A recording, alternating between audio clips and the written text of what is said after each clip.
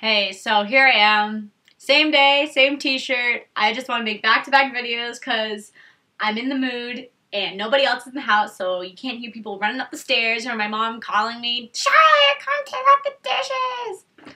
So I'm going to do this now anyways. I've been considering if I wanted to make this video or not for a bit. I was pondering if it was appropriate, but I feel I should talk about it because this was one of my main anxieties coming into university was the profs, the teachers.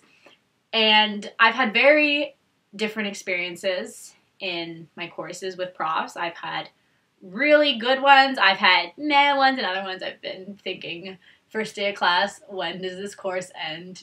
Let me write the final, get me out of here. It's ranged. And also it's ranged with my friends. Some have loved them, some have not liked certain ones that I liked. Again, it's very subjective.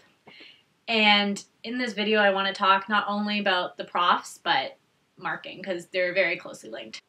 First semester, this is a personal example, I took illustration with Prof A. And then second semester, I had it with a different prof, Prof B. And Prof A, I was making marks that were 90%, if not higher, on all my life drawings. And in second semester, I only ever once broken 80%. All the other times I was making 70s. And I didn't feel that the quality of my work had gone down.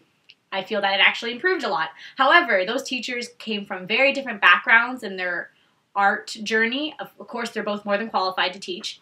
It's just that they looked for very different things in my art, and that's where I think the discrepancy came in. Because some people found their marks were better with Prof B than Prof A, versus I was the exact reverse situation. The marking basis for Ryerson School of Fashion is anything below 50% means you failed. 50 to 59 means you're below average student work. 60 to 69 means that is the average. 70 to 79% is above average. And then 80 plus is portfolio quality work, top of the notch, good frickin' job. So if you are above the 60, you're okay. It is not the end of the world. This is first year.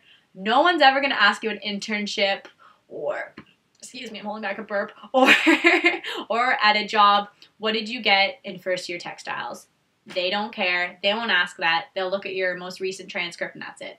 Teaching-wise, they move much quicker with the curriculum than they did obviously in a high school art course or fashion course, because they already know you have a grasp on the basics. They all know that you know. They don't treat you like you're the bottom of the barrel, you're just scraping by to get this credit. Because everyone is there because they want to be there, simple as that. And so the teaching is very next level in the sense it's quicker, you cover more in-depth concepts that are very unfamiliar perhaps, especially in pattern drafting I found. And also they just expect more from you. So marking art-wise is very subjective, so don't be heartbroken if you're only making 60 to 70s at first, because it is very, very different for each student. Best advice I can give you to succeed academically is stay on top of your projects, because if you looked at the little schedule that I mentioned in a previous video, you might have 5 things due in the same week, 1 project due every single day, or you might have 2 in one day, who knows? And if you miss one, there's no getting it in late. You have to turn something in or else you get a 0.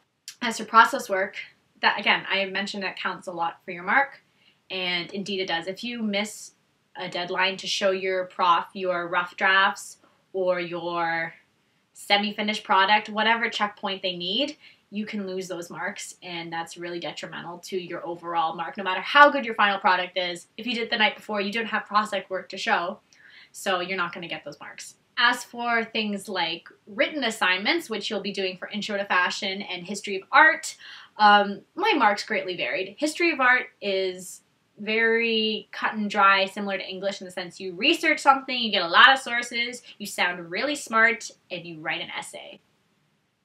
Versus Intro to Fashion is different because it's more primary research based. For example, you have to conduct an interview in first semester, and I got much worse marks in Intro than I did in History of Art, but I felt my writing abilities were comparable in both courses.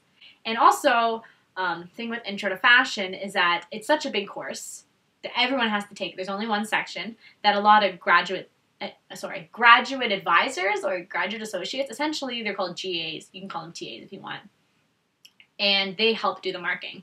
And I found a lot of inconsistencies. For example, mistakes that I made in my papers that were marked incorrect were marked or just were passable in another friend's paper and they didn't have marks taken off, or vice versa. I don't think it was all attributed to my abilities, more so the inconsistencies I found sometimes with the marking system.